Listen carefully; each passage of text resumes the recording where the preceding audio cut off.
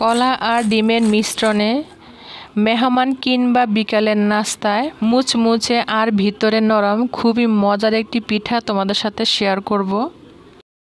আসসালামু আলাইকুম। আজকে আমি তৈরি করে দেখাবো কলা ডিম দিয়ে খুবই মজার একটি পিঠা, যা মুখে দিলে মিলিয়ে যাবে। একটি মিক্সিং বলে দুটা কলা ছিলে নিব।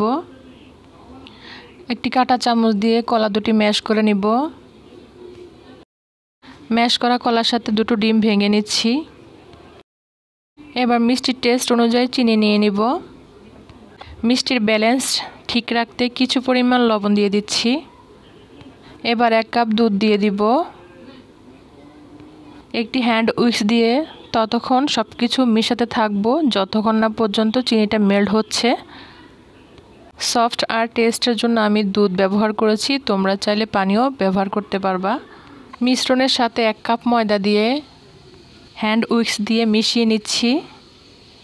ব্যাটার পাতলা হয় কিছু পরিমাণ ময়দা অ্যাড করলাম। এই পিঠা বানাতে ব্যাটারটি বেশি পাতলাও করা যাবে না, বেশি শক্ত করা যাবে না। হাতে মেখে সফট ব্যাটার তৈরি করে নেব।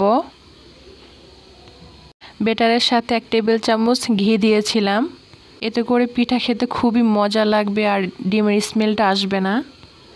পিঠা ভাজতে প্যানে পর্যাপ্ত পরিমাণ তেল দিয়ে দিচ্ছি। তেল ভালো করে গরম করে নিয়েছিলাম, এখন পিঠাগুলো ভেজে নিব। চুলার ফ্লেম মিডিয়াম আঁচে রেখে পিঠাগুলো ভেজে নিতে হবে।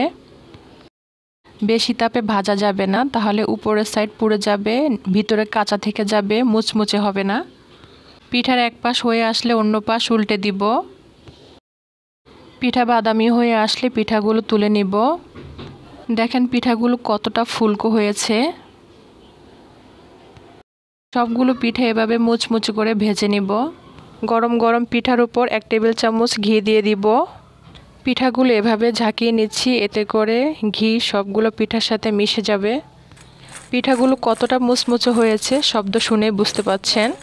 উপরে মুচমুচে আর ভিতরে সফট আর সুন্দর ঘিয়ের সুগন্ধ।